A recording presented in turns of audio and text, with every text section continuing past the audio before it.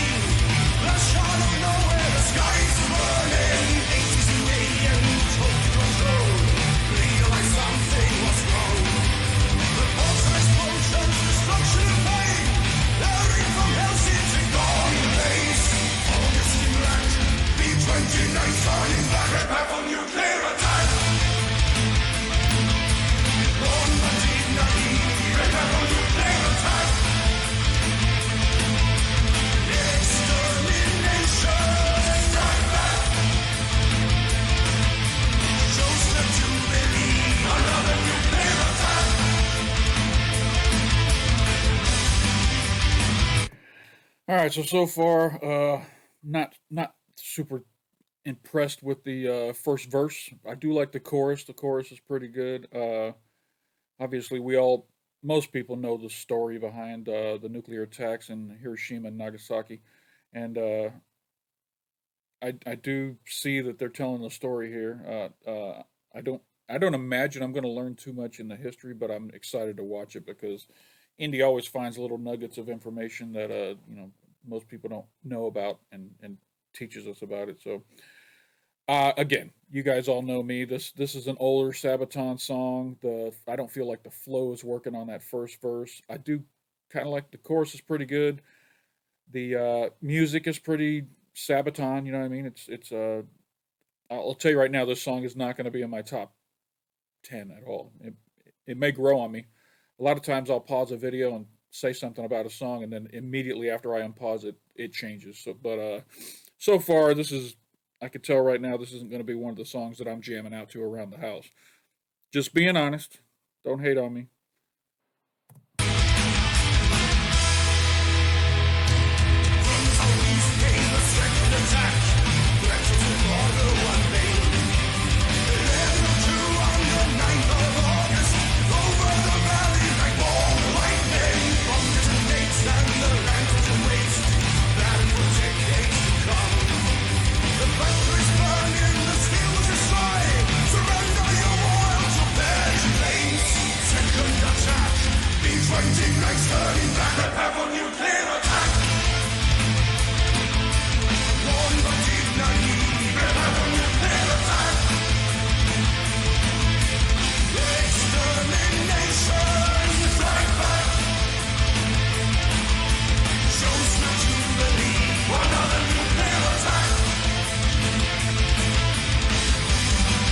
Yeah, the chorus is actually pretty good. The cadence is good on it. It does rhyme, and thank goodness it's the icing on the cake for this song. Again, the second verse was just like the first verse. Nothing rhymed. The cadences were all over the place. Uh, it's nothing you can really sing along with. But as what it is, Sabaton's got a lot of good songs you can't sing along with. This just, like I say, this is going to be one of those ones for me that, no thank you. I'll listen to the next one. I have a hard time believing there's anybody out there who this is their favorite Sabaton song. There's such a great library of Sabaton music. If your favorite Sabaton song is Nuclear Attack, let me know in the comments, and I will personally apologize to you in the comments for saying that you don't exist. There can't be anybody who's this is their favorite Sabaton song.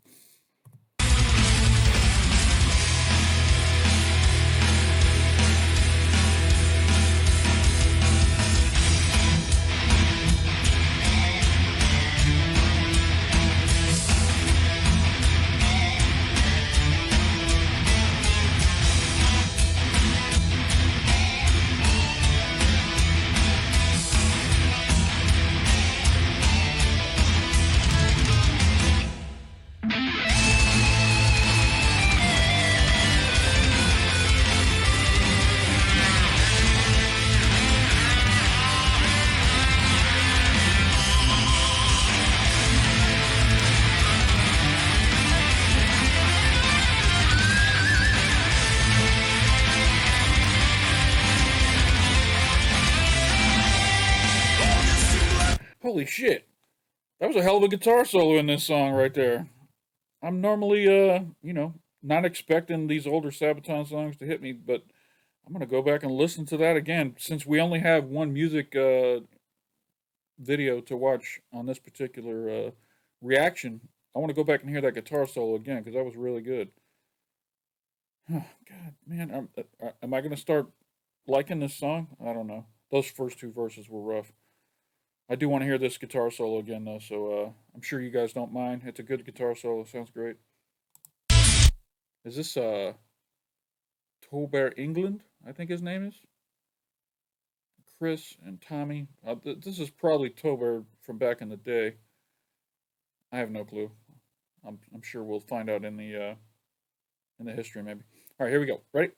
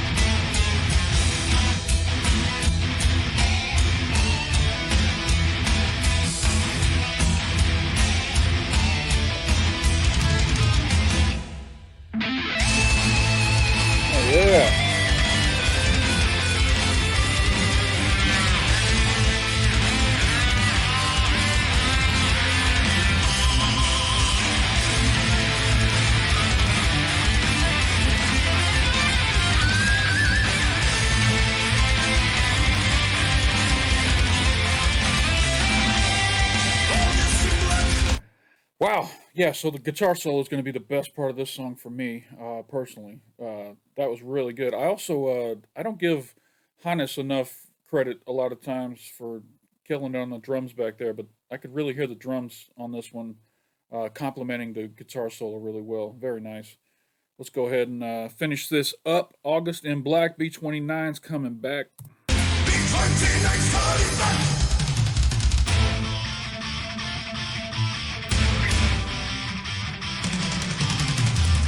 Wow. Sorry. The stereo effect on that drum uh, laydown right there started over here in this ear, and it just right across my head. If you're not listening to this in the stereo, you should be. That was really nice. I'm gonna back it up. I want to hear that again.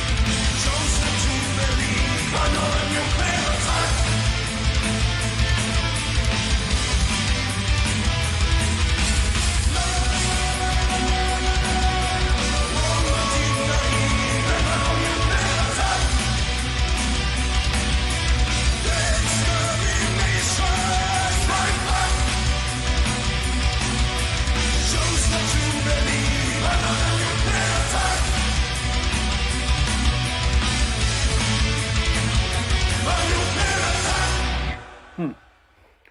Not sure how I feel about that key change at the end. It was probably damn.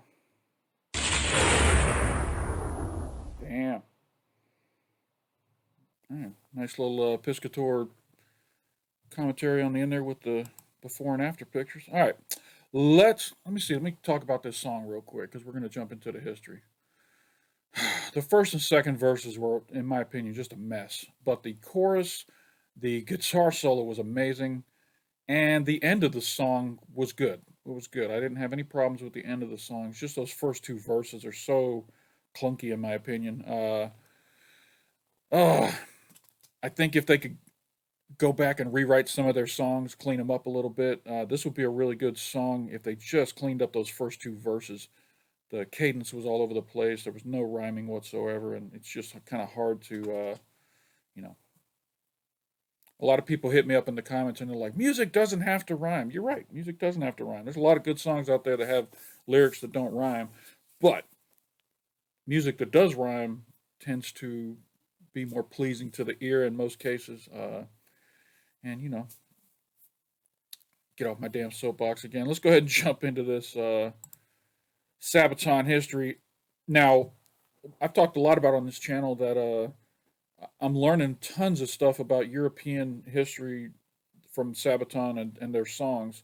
And hell, some of the stuff I just did Rorke's Drift. I didn't know that story before. Shiroyama took place over in Japan. But the point of my little diatribe right here is that in America, most of the time we only learn our own history, and so I feel like I know a lot about the bombings, the nuclear bombings in Nagasaki and Hiroshima.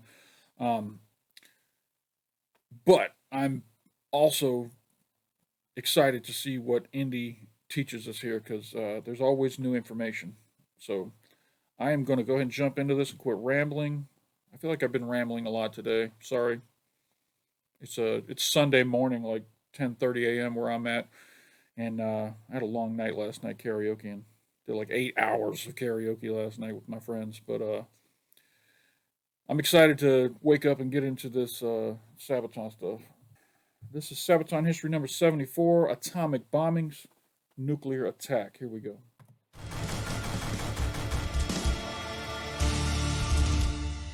There are a handful of moments in human history when our world is very much a world before and a world after. Especially in this one, nuclear attack.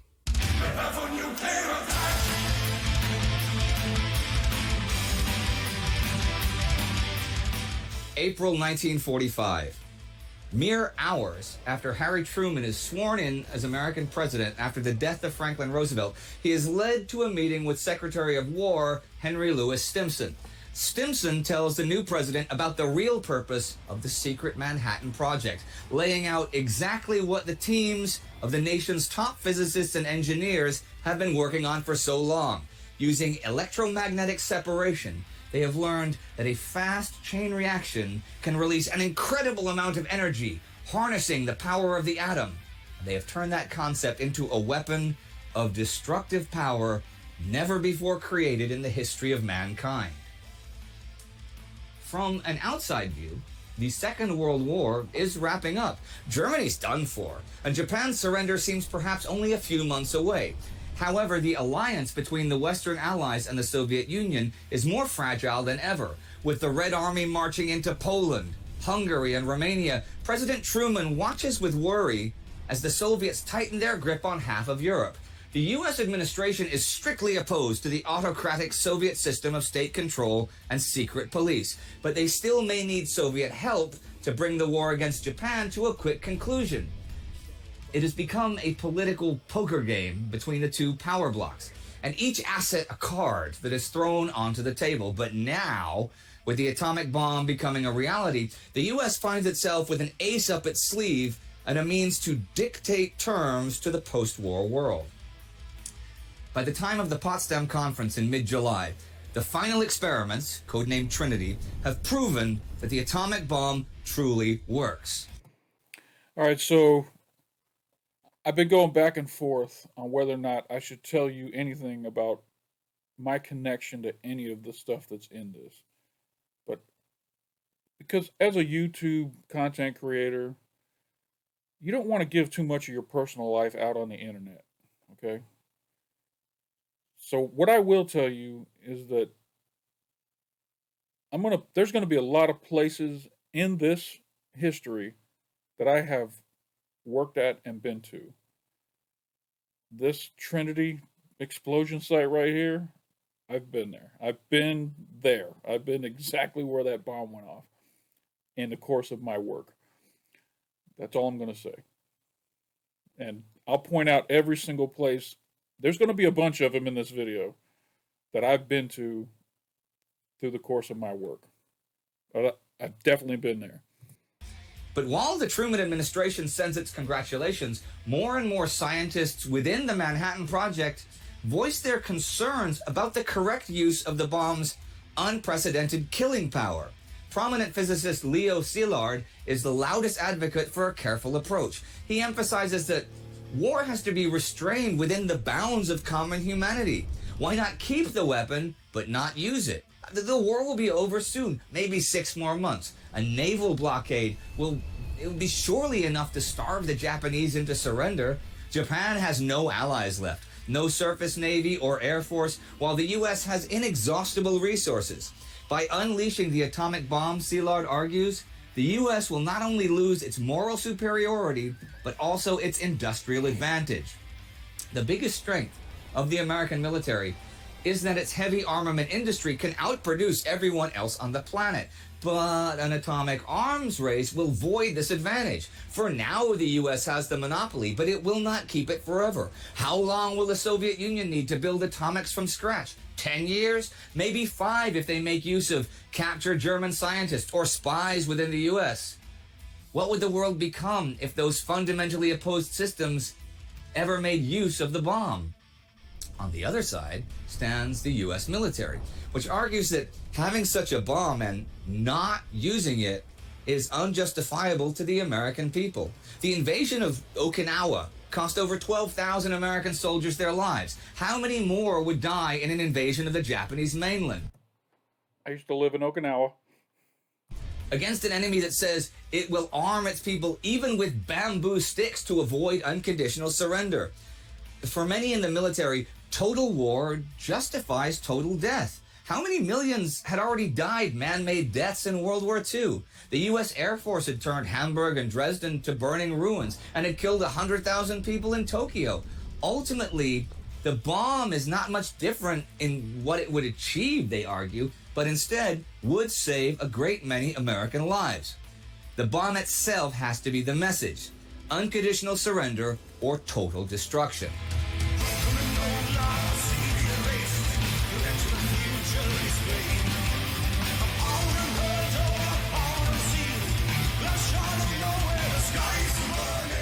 A target committee is set up to list possible Japanese cities. The chosen city has to be well within the range of the B-29 Super Fortress bombers, which must be extra modified to carry such a unique, single, large bomb. To accurately study the effects of the explosion, the target must be untouched by previous bombing raids. Only then can the damage and the power of the bomb be accurately determined. The target should be military in nature. A city that has at least a large troop concentration, stores military equipment, or houses important headquarters.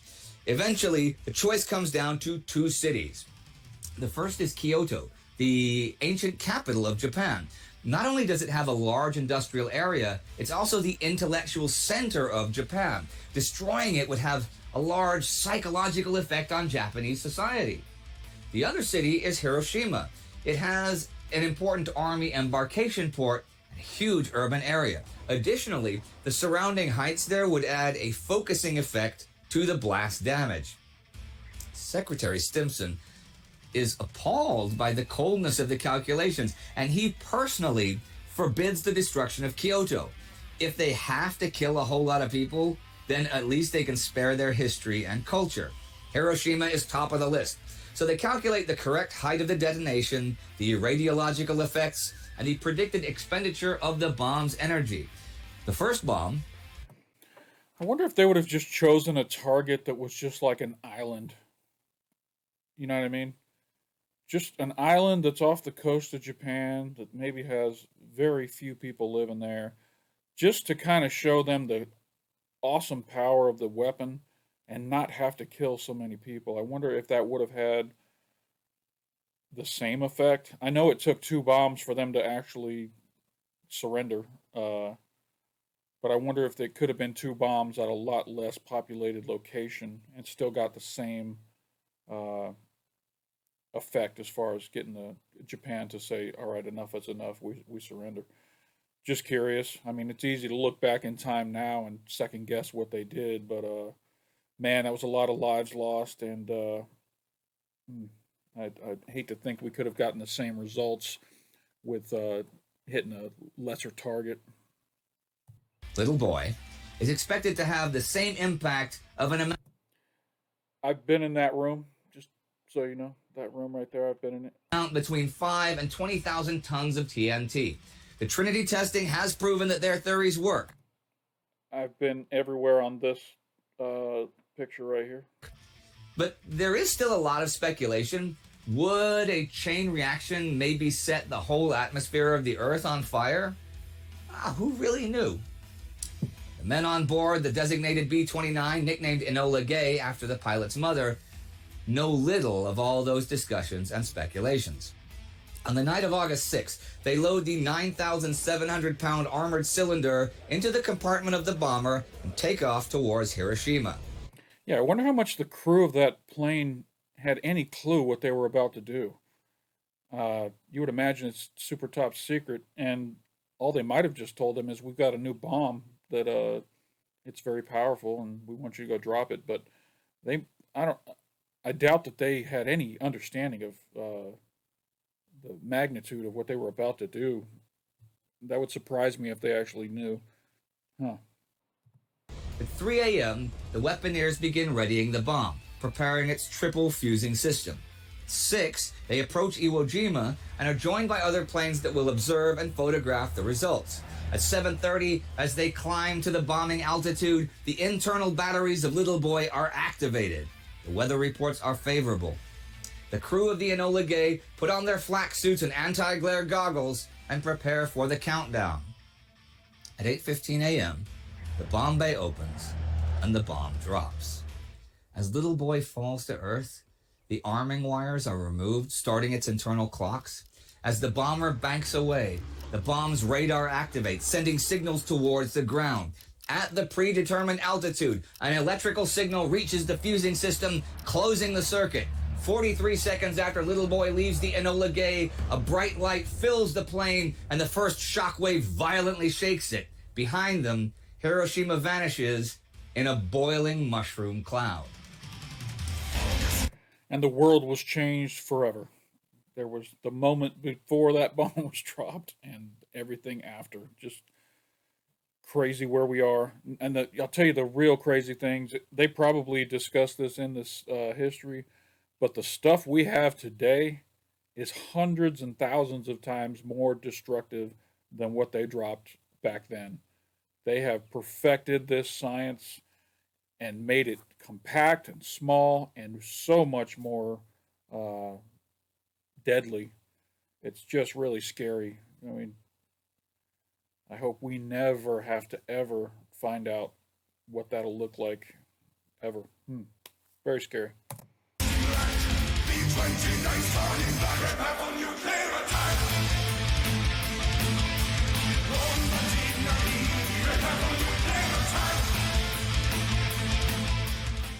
The people of Hiroshima have begun their day like any other in those troubled times. The morning is mostly quiet until the air sirens begin and people look to the sky, searching for incoming planes.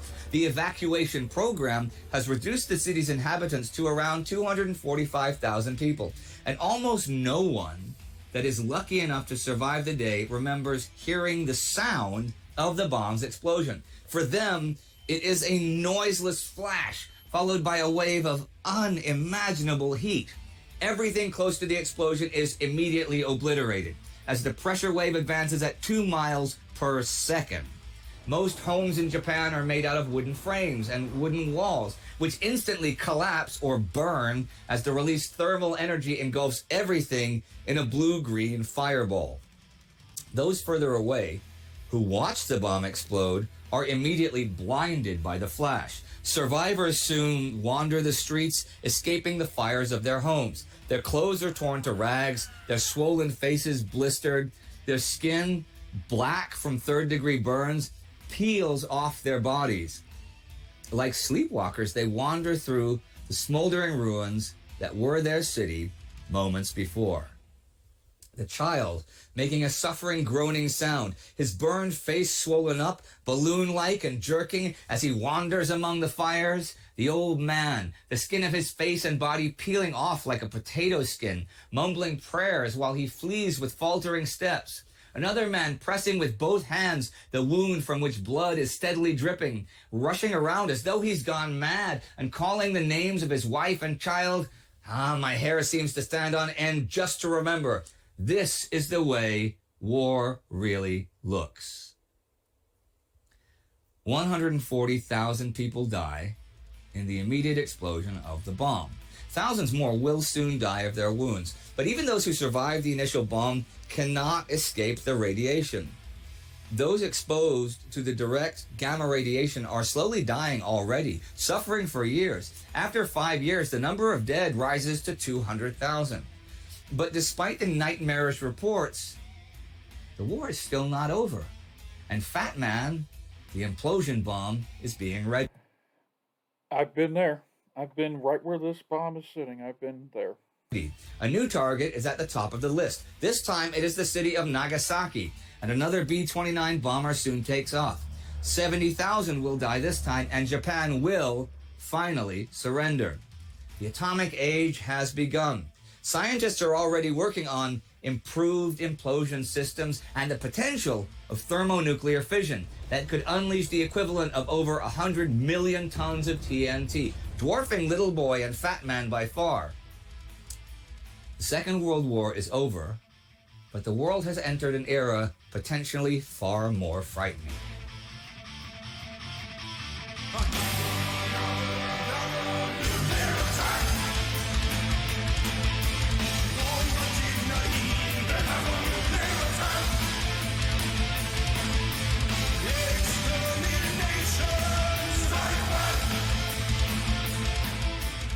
So, this is a obviously very heavy subject matter. Yep.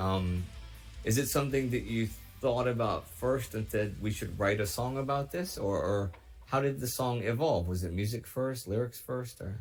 the music we had first, and actually the first time we played this live was back 2000. I don't remember, a long time ago, and the lyrics weren't finished. We had some of it, and bit of a weird history with that Well, one. what did you do if you didn't have the full lyrics? You're the singer. So we had the chorus, which has harmonies in it and stuff like that. Yeah. That was written, and some other parts, but I just pretended and went in the verses when we Specifically. which now in retrospect feels less than honorary given the subject. Okay, but you're chroniclers. You're not opinioners. Yeah, absolutely. It's just one of the few times in history where we didn't do it properly. We should have finished the song and stuff like that. No, not only regarding to history, but regarding to the fans who were there at the time. Okay. Given, sure, there weren't that many at that time. But Now, how often has this song been in your live repertoire? not that much at all, actually. I mean, this one came out on the Terror Dominatus album.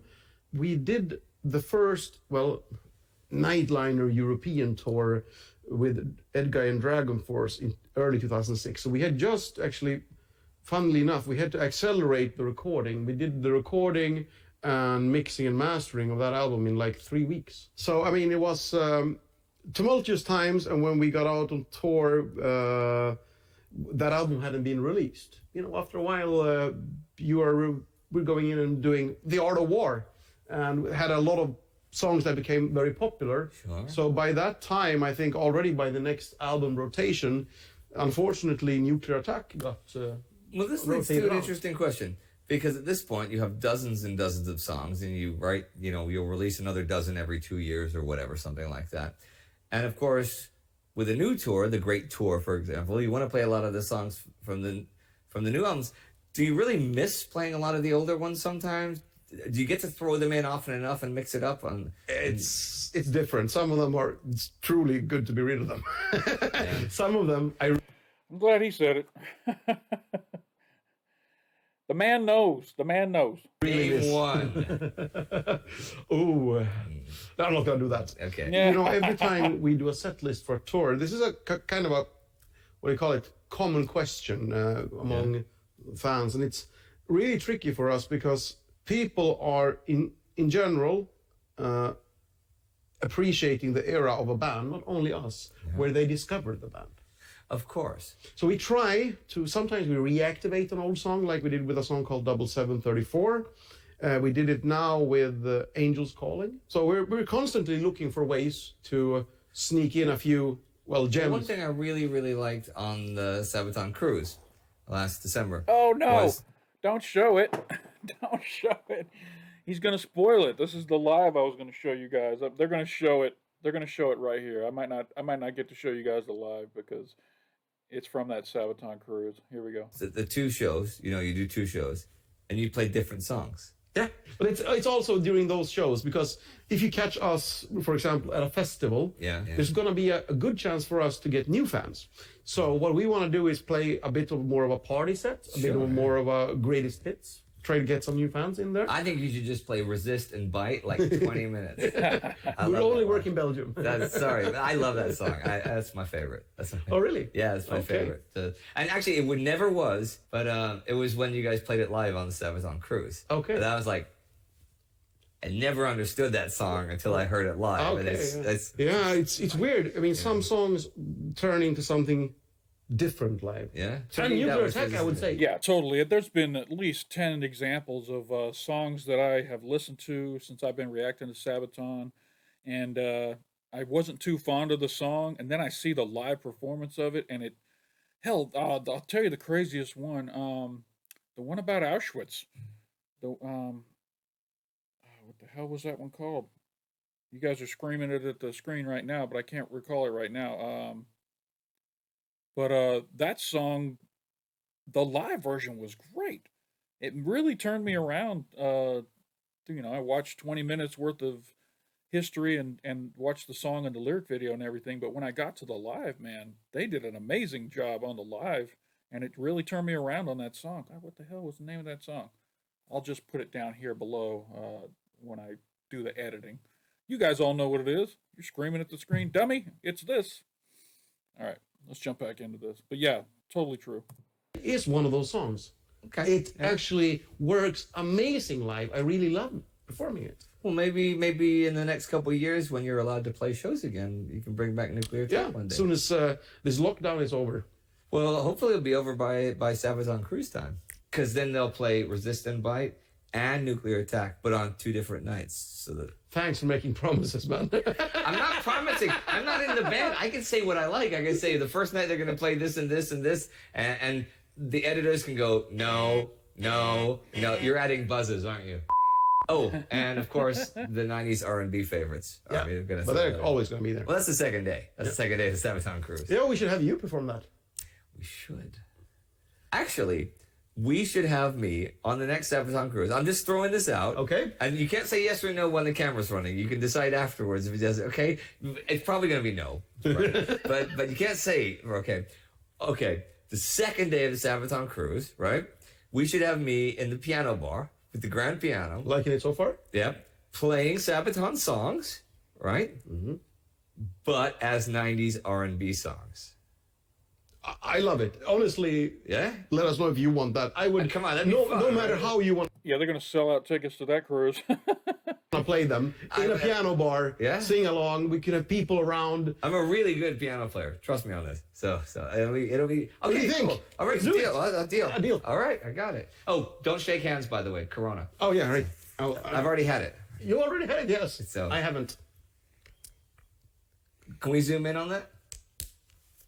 Just zoom in on that, and just have things saying, "See you next time on Sabaton History." Nice. These guys are so funny. I think that's a good ending. All right, everyone. You know the drill. You click, click, click, click. Get some subscriptions. Check out Indy's other channels. Become a Patreon. That's it. Get the fuck out of here. That's right. All right. As always, try and if you can support Sabaton on Patreon, help get these history lessons done. That'd be great. All right. So they did not spoil my third video. Again, I'll go ahead and apologize right now for the audio content of this. It's not that great. Someone shot it on their phone back in 2010 before we had all these amazing phones that can shoot like Hollywood-style movies nowadays. But the audio quality's not that great. I'll probably here, I'm going to turn it down so it's not too crazy. But the video is classic. We'll go ahead and shoot into it. This is Nuclear Attack live. What is this? Live Battleship at Metal Fest Hungary 2010. It definitely looks like it's on a cruise. So for those of you who've never seen this before, enjoy. This is great.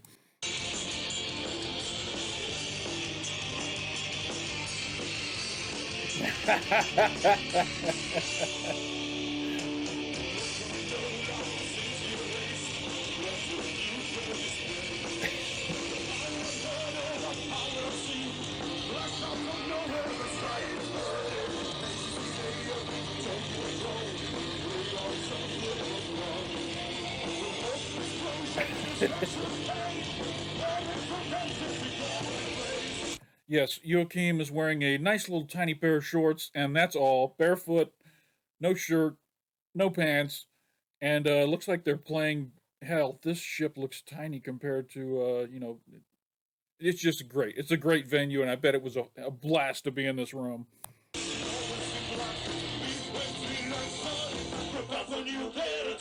Oh.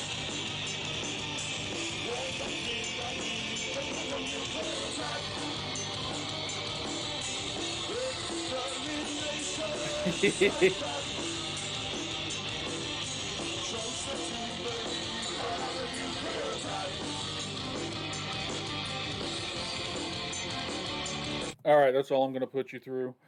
All right, that's it for this reaction. If you guys enjoyed it, hit that like button down below. Yeah, it doesn't hurt you at all, and it really helps the channel grow and helps get Sabaton's music spread out to more and more people on the internet, with the algorithm churning it out, that kind of stuff. If you're not already subscribed to the channel, there's a big red button down below. If you click on it, it'll turn gray, let you know you subscribe to the channel. If you hit that notification bell off to the side, it'll let you know anytime I drop some new content over here on Touchy Reactions. I've got like 60 Sabaton reactions right now already in a playlist on my channel. So if this is your first time bumping into me over here and you're like, who's this asshole who's talking shit about this song from Sabaton? There was a lot of them that I really loved. So go check out my playlist and find your favorite songs in there and walk them with me. We do a lot of deep dives on all these songs. I probably got to start going back and doing some deep dives on some of the stuff that I did early in my Sabaton reactions, because I really just watched one video back then and never got into the history. So that's definitely going to happen in the future. I'll start scheduling those out and getting at least one of those done a month, maybe.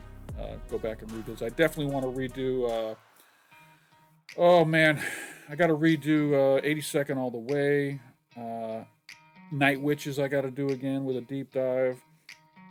And there's several of them from back in the day that Primo Victoria probably. I didn't do a deep dive on Primo Victoria. Anyway, rambling again. This video's long enough already. Like, comment, subscribe, join the Patreon, all that good stuff. Thank you all for coming by. I appreciate you stopping by, and don't forget to come on back.